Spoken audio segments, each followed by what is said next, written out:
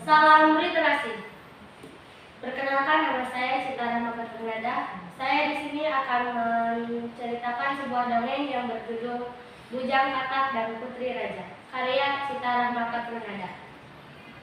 Di sebuah desa dan jauh di sana terdapat sebuah gubuk kecil yang sudah kurang layak pakai. Di gubuk itu hiduplah seorang wanita sebatang kara yang sudah tidak muda lagi. Wanita tersebut bernama Maria. Maria adalah seorang parubaya yang sudah ditinggalkan oleh suaminya sejak 5 tahun yang lalu. Sudah sekian lama sejak pernikahannya, Maria belum dikaruniai seorang anak pun oleh Tuhannya. Ia berharap Tuhannya segera memberikan keturunan supaya di kemudian hari, jikalau ia sedang sakit parah atau apapun itu, dia tidak perlu khawatir karena ia mempunyai seorang anak yang sangat menyayanginya dengan sepenuh hati. Setiap harinya ia selalu berdoa kepada Tuhannya supaya secepatnya ia bisa mempunyai seorang anak. Dan pada suatu hari ia pun berdoa kepada Tuhannya. Ya Tuhanku, karuniailah hamba-Mu ini seorang keturunan, yaitu anak yang bisa menyayangiku dengan sepenuh hatinya, yang bisa mengurus hamba-Mu ini di saat hamba tua nanti dan juga bisa membawaku ke dalam surga-Mu yang penuh dengan nikmat itu. Dan setelah Maria terus-menerus berdoa, dalam beberapa minggu akhirnya Maria dikaruniai seorang anak laki-laki oleh Tuhannya. Akan tetapi, anak yang Tuhan karuniai kepada Maria tidak seperti anak pada umumnya. Memang, ia memiliki badan yang normal seperti anak-anak biasanya.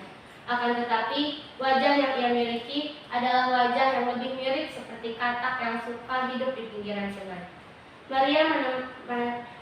Maria menamai anak itu dengan nama Dapi. Walaupun dengan tampang yang tidak sempurna, Maria tetap menyayangi Dapi dengan sepenuh hatinya.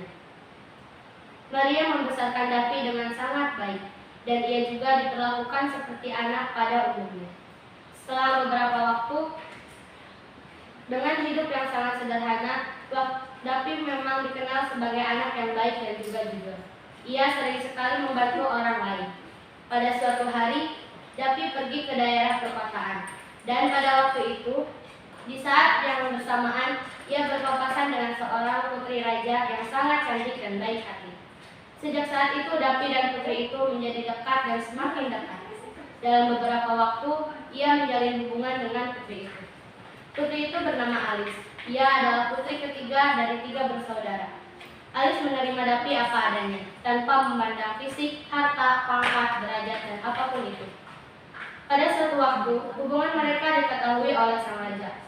Akhirnya, mereka berdua pun mengakui hubungan mereka pada sang raja. Pada suatu hari, Dapi pun memberanikan dirinya untuk menghadap kepada sang raja untuk meminta restu kepadanya, supaya ia direstui untuk menikahi salah satu putrinya.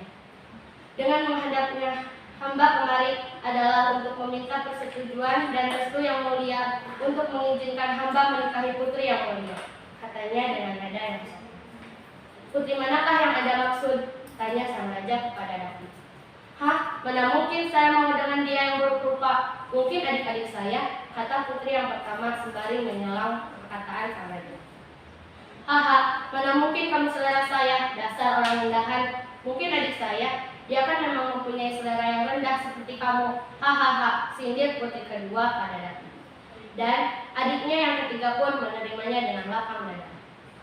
Akhirnya sang raja pun memberikan beban kepada Dapi jika memang dia ingin menikahi putrinya yang ketiga ini. Jika memang Anda ingin menikahi putriku, maka Anda harus membangun jembatan yang terbuat dari emas murni, yang membentang dari daerah rumahmu sampai ke kerajaan ini dalam kurun waktu 1 malam. Hahaha, kata sang raja kepada Dapi sambil tertawa. Kemudian Dapi pun pulang ke rumahnya dan berdoa. Ya Tuhanku, hamba mohon kepadamu, bantulah hamba dengan kekuatan yang Engkau miliki, supaya hamba bisa menikahi sang putri dengan ridho dari sang raja. Ia terus-menerus berdoa kepada Tuhannya sepanjang malam. Dalam 1 malam, ia tidak tidur dan terus berdoa. Sampai ketika pagi harinya, ia tidak sengaja tertidur, dan tidak lama kemudian ia pun terbangun dari tidurnya. Setelah terbangun, ketika ia keluar dari rumahnya, ia sangat terkejut dan juga sangat kagum, karena mana di depannya sudah ada sepasang kuda jantan berwarna putih yang sangat gagah dan juga perkasa. Dan di belakangnya terdapat kereta kuda yang terbuat dari emas murni yang sangat mewah. Dan juga sudah terdapat sebuah jembatan yang membentang sangat panjang yang juga terbuat dari emas murni yang sangat berkilau dan juga sangat megah. Dan ia pun bersujud syukur kepada Tuhannya yang telah membantu dirinya. Ia pun bersiap-siap untuk pergi ke kerajaan dengan menaiki kereta kuda melewati jembatan emas tersebut. Sesampainya di sana, ia pun menghadap kepada sang raja. Yang mulia, ini adalah permintaan yang Anda minta dari saya. Dan saya berharap Anda bisa menepati janji Anda untuk merestui hamba menikah dengan putri Anda. Sang raja pun tidak bisa menolak lagi karena ia telah berjanji untuk menyepakati janji dari awal. Baiklah, saya restui hubungan kalian berdua, kata sang raja kepada Dapi. Dan selang beberapa hari diadakanlah sebuah pernikahan yang sangat megah. Dan setelah pernikahan itu, Dapi yang tampangnya tidak sempurna itu berubah menjadi seorang pria yang sangat tampan sekali. Dan kakak-kakaknya dari Alis pun menyesali perbuatan mereka. "Ah, kenapa aku melakukan itu? Kenapa aku menolaknya?" kata putri yang pertama dengan nada yang selera marah. "Ah, aku sangat menyesali perbuatanku.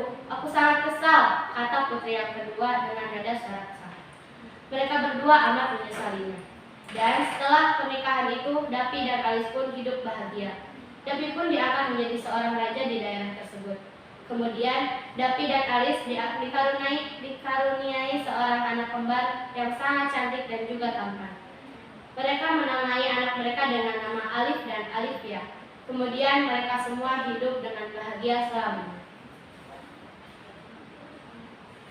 Dari cerita tersebut kita dapat mengambil hikmahnya, yaitu hidup bukanlah tentang tinggi rendahnya derajat seseorang, kaya dan miskinnya seseorang, tampan dan juga cantik atau tidaknya seseorang. Tapi lihatlah sisi baik buruknya dia dan juga jujur tidaknya dia. Dan juga janganlah kita sesekali merendahkan seseorang yang ada di bawah kita, karena suatu saat orang yang berada di bawah kita bisa sesaat melampaui kita dengan sangat jauh. Hiduplah dengan sederhana dan juga terus bertawakal kepada Tuhan. Jangan sampai kita terjerumus ke dalam melayani nikmat dunia, tapi teruslah berusaha untuk mendapat nikmat yang lebih besar di akhirat. Carilah bekal atau kebaikan yang bisa menghantarkan kita ke surganya. Karena jika kita mencari kebaikan untuk dunia saja, kita tidak akan bisa hidup bahagia di akhirat. Harta adalah titipan Tuhan yang diambil lagi oleh Tuhan. Artinya, harta tidak bisa kita dibawa sampai mati. Sekian yang saya dapat sampaikan. Terima kasih. Wassalamualaikum warahmatullahi wabarakatuh.